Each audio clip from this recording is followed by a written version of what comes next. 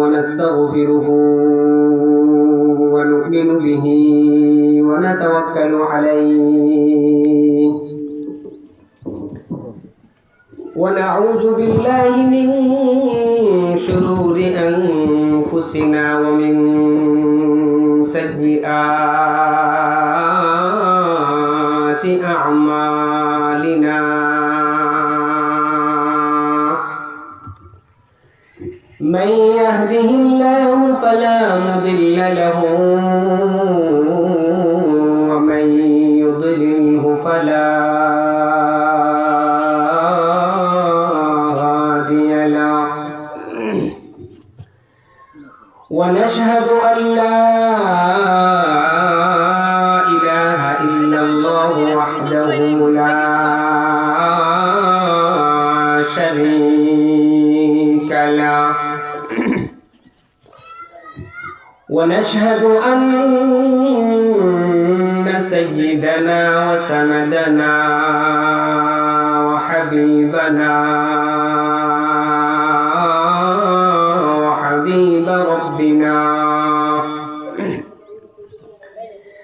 وطبيبنا وطبيب قلوبنا ومولانا محمدا عبد الله ورسوله أرسله بالحق بشيرا ونذيرا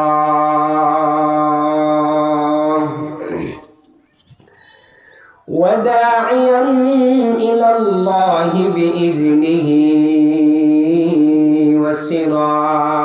وسراجا وقمرا منيرا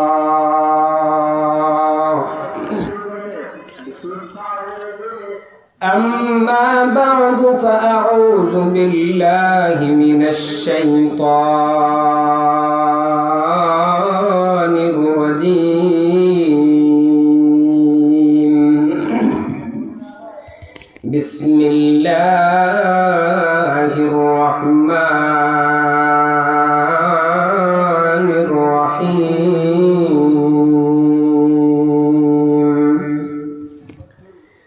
وما خلقت الجن والإنس إلا ليعبدون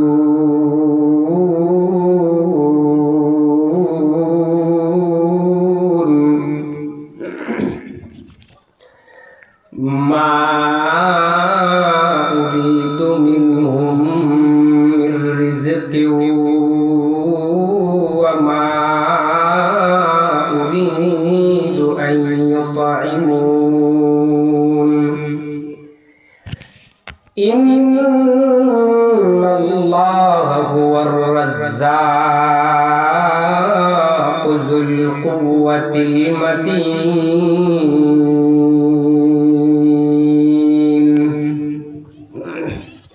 وقال رسول الله صلى الله عليه وسلم كن عالما أو متعلما أو مستمعا أو محبا ولا تكن خامسا فتهلك صدق الله العظيم قالوا سبحانك لا علم لنا إلا ما علمتنا إنك أنت العليم الحكيم رب اشرح لي صدري ويسر لي أمري واحلل عقدة من لساني يفقهوا قولي إلهي تبت من كل المعاصي بإخلاص الرجاء للخلاص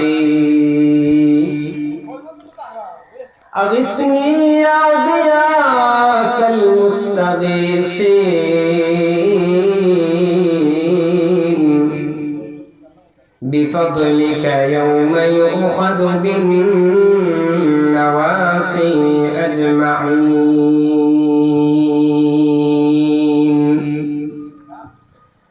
الحمد لله আল্লাহ রাব্বুল আলামিনের দরবারে অসংখ্য গণিত কৃতজ্ঞ জ্ঞাপন করছি যে আল্লাহ রাব্বুল আলামিন আমাদেরকে প্রতি বছরের ন্যায় এবছরও এই দ্বীনি মাহফিল দ্বীনি আলোচনা করার এবং শোনার মতো সুযোগ করে দিয়েছেন।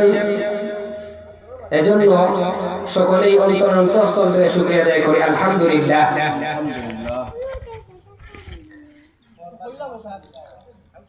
লক্ষ কোটি শুকর ও সুজুদ সাইয়্যিদুল মুরসালিন সাইয়্যিদুস সাকালাইন ইমামুল মুরসালিন শফিঈ মাহশর সাকি কাউসার আকায়ে নামদার মদিনাহ কা তাজদার ফখর নবুয়ত নবিয়ুল আরব ওয়াল আজম হাবিব কিবরিয়া আশরাফুল আম্বিয়া সাইয়্যিদুল আম্বিয়া জনাব মুহাম্মদুর রাসূলুল্লাহ সাল্লাল্লাহু আলাইহি ওয়াসাল্লামের উপর। তো আলহামদুলিল্লাহ, প্রতি বছরের ন্যায় এবছরও আমাদের বেরকুরি সমাজ কল্যাণ সংস্থার উদ্যোগে আজকের দ্বিতীয় বার্ষিক ইসলামী মহাসম্মেলন অনুষ্ঠিত হতে যাচ্ছে। আমি অযথা অন্য কোনো আলোচনা না করে সরাসরি আমার আলোচনার ভিতরে ঢুকছি। প্রথমত হলো, প্রতি বছরে এইভাবে প্রত্যেকটা গ্রামে হাজার হাজার লক্ষ লক্ষ টাকা খরচ করে কেন এই ওয়াজ মাহফিলের আয়োজন করা হয়, কি জন্য এই ওয়াজ মাহফিলের আয়োজন করা হয়? আমাদের মধ্যে অনেক মুসলমান আছে যে এই ওয়াজ মাহফিল কেন করা হয়, এই কেন কথার উত্তরটা অনেক মুসলমানদের জানা নাই। এজন্য আমি মনে করি এখান থেকে সুস্পষ্ট হওয়া দরকার এই ওয়াজ মাহফিল কেন, এই ওয়াজ মাহফিলের আয়োজন কেন করা হয়। তো এই ওয়াজ মাহফিলের আয়োজন করার কারণ হলো দুইটা। এক নাম্বার, এই ওয়াজ মাহফিল করা হয় এজন্য যে যেই গ্রামে ওয়াজ মাহফিলের আয়োজন করা হবে ওই গ্রাম থেকে অনৈসলামিক কার্যকলাপ যেগুলা ইসলাম সাপোর্ট করে না, যেগুলা ইসলামে অবৈধ, যেগুলা ইসলামে হারাম, যেগুলা ইসলামের মধ্যে সম্পূর্ণ নিষিদ্ধ, ওই সমস্ত কার্যকলাপ ওই গ্রাম থেকে দূর হওয়ার জন্য ওই ওয়াজ মাহফিলের আয়োজন করা হয়। তাহলে আমি বলেছিলাম যে ওয়াজ মাহফিল আয়োজন করার দুইটা কারণ। এক নাম্বার, যেই গ্রামে ওয়াজ মাহফিল করা হবে, যেই গ্রামে ওয়াজের আয়োজন করা হবে সেই গ্রাম থেকে অনৈসলামিক কার্যকলাপ দূর হওয়া। এখন আসুন, অনৈসলামিক কার্যকলাপ কি? অনৈসলামিক কার্যকলাপ হলো ওই গ্রামে প্রত্যেকটা মানুষ ইসলাম মত জীবন যাপন করবে। ওই গ্রামের প্রত্যেকটা যুবক নবী করিম সাল্লাল্লাহু আলাইহি ওয়াসাল্লামের সুন্নাত অনুযায়ী জীবন যাপন করবে। ওই গ্রামের প্রত্যেকটা মানুষ তাদের ছেলে মেয়েদেরকে আল্লাহ রাসূল সাল্লাল্লাহু আলাইহি ওয়াসাল্লামের সুন্নাহ অনুযায়ী প্রতিপালন করবে। ওই গ্রামের প্রত্যেকটা মানুষ জীবনের শুরু থেকে নিয়ে শেষ পর্যন্ত ইসলামের বিধিবিধান অনুযায়ী জীবন যাপন করবে। এই শিক্ষাটা এই ওয়াজ মাহফিল থেকে দিতে হবে, এই ওয়াজ মাহফিল থেকে তারা পেতে হবে। এছাড়া যেগুলো ইসলামিক কার্যকলাপ রয়েছে, যেগুলো প্রত্যেকটা গ্রামে, প্রত্যেকটা অঞ্চলে, প্রত্যেকটা জায়গায় খুব ব্যাপকভাবে এই অনইসলামিক এই অবৈধ কার্যকলাপ করা হয়। যেমন এক নাম্বার, অনেক জায়গায় দেখা যায় যে ডেক্সেট দিয়ে, সাউন্ড দিয়ে অনেক জায়গায় ডেক্সেটের মাধ্যমে গান বাজনা করা হয়। দুই নম্বর, আমাদের সমাজের মধ্যে ব্যাপক হারে যে বিষয়টা ব্যাপক হয়েছে সেটা হলো আমাদের আজকের সময়ে আমাদের বিবাহ শাদী এই সমস্ত জিনিসে পশ্চিমা কৃষ্টি কালচার, পশ্চিমা সভ্যতা আমাদের বিবাহ শাদীতে ঢুকে গেছে।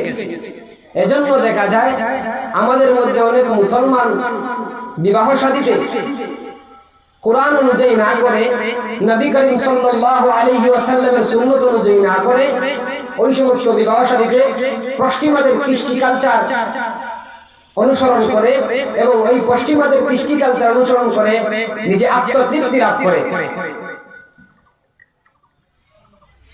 এছাড়া আরেকটা হলো ইসলামিক কার্যকলাপ হলো, আমাদের সমাজের অনেক মানুষ আছি যারা আমাদের ছেলে সন্তান জন্ম হওয়ার পর আকিকা সুন্নত মোতাবেক আকিকা না করে আমরা পশ্চিমাদের কৃষ্টি কালচারের মধ্যে আরেকটা কৃষ্টি কালচার বার্থডে নামক একটা মহামারী, সেটাও আমরা অনেক পশ্চিমা সভ্যতায় যারা আক্রান্ত তারাও আমরা আমাদের ছেলে মেয়েদের আকিকা সুন্নত মোতাবেক আকিকা না করে আমরা এই পশ্চিমাদের কৃষ্টি কালচার জন্মদিন বা বার্থডে পালন করি।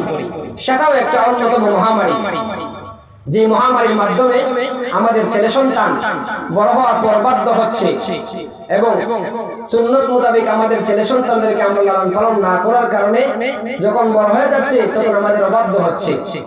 আমাদের সমাজের মধ্যে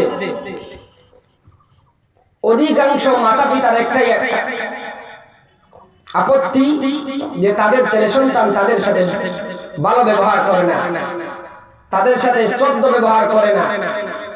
অনেক মাতা পিতার এই আপত্তি, আসলে এই আপত্তিটা এই কেন এই ছেলে সন্তান বড় হওয়ার পর পিতামাতার অবাধ্য হয়ে যায়, এর অন্যতম কারণ হলো যে ওই ছেলে সন্তান যখন ছোট ছিল তখন আমরা তাকে ওই ছেলে সন্তানকে সুন্নত অনুযায়ী কোরআন অনুযায়ী প্রতিপালন করা হয়নি। ওই সুন্নত অনুযায়ী এবং কোরআন অনুযায়ী তাকে প্রতিপালন না করার কারণে ওই ছেলের ভিতরে মাতা পিতার প্রতি শ্রদ্ধা, মাতা পিতার প্রতি মহব্বত জন্ম নেয় নাই। এজন্য এই ওয়াজ মাহফিলের আয়োজনের জন্য করা হয়েছে যে আমাদের মাতা পিতা এবং আমাদের মা বাবাগণ যাতে পশ্চিমা সভ্যতায় আক্রান্ত না হয়ে এই বার্থডে নামক মহামারী পালন না করে, বিবাহ শাদীতে গায়ানুষ্ঠান নামক অনুষ্ঠান পালন না করে আল্লাহ রাসূল